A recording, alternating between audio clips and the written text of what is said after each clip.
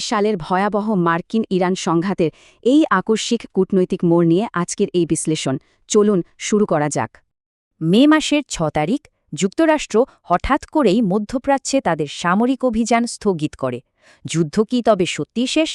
সংঘাত চরম আকার ধারণ করার পর এপ্রিলের ভঙ্গুর যুদ্ধবিরতির পরপরই এমন অপ্রত্যাশিত সিদ্ধান্ত এল।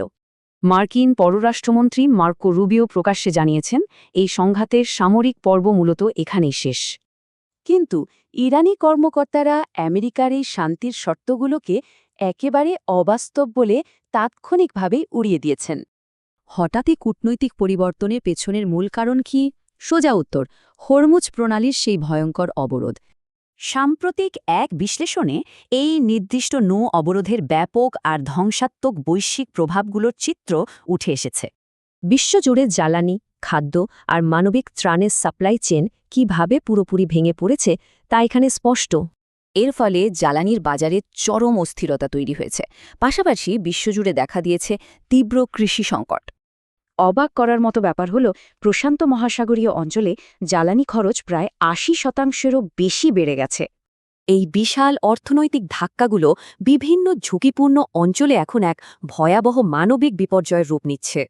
উপাত্ত বলছে, দীর্ঘস্থায়ী এই সংঘাত বিভিন্ন অঞ্চলের দারিদ্র্য আর খাদ্য নিরাপত্তাহীনতাকে চরম পর্যায়ে নিয়ে যাচ্ছে।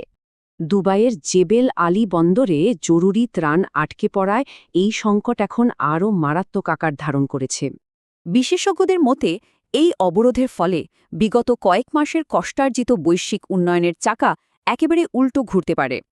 ঠিক এই চরম বৈশ্বিক সংকটের মুখেই পাকিস্তান দুই দেশের মধ্যে শান্তির এক নতুন রূপরেখায় মধ্যস্থতা করেছে। প্রস্তাবিত এই চুক্তিতে আপাতত পারমাণবিক আলোচনা স্থগিত রেখে হরমুজ প্রণালীর অবরোধ খোলার দিকেই বেশি জোর দেওয়া হয়েছে।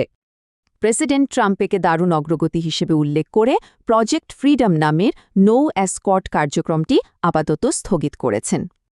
অন্যদিকে ইরান স্পষ্ট জানিয়ে দিয়েছে, পারমাণবিক আলোচনার বিষয়টি আপাতত পুরোপুরিভাবে টেবিলের বাইরেই থাকছে। ওয়াশিংটনের এমন আশাবাদী মনোভাব সত্ত্বেও সামগ্রিক পরিস্থিতি কিন্তু এখনও অবিশ্বাস্য রকম ভঙ্গুর আর অস্থিরশীল।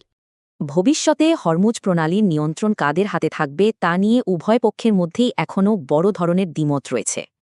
আর বিশ্বব্যাপী এই বিপদের মাত্রা যে কতটা ভয়াবহ হতে পারে তাই চিত্রগুলো দেখলেই পরিষ্কার বোঝা যায়। তাই শেষ পর্যন্ত প্রশ্ন থেকেই যায়, এটা কি প্রকৃত শান্তির শুরু নাকি আরও প্রলয়ঙ্কারী কোনো ঝড়ের পূর্বাভাস?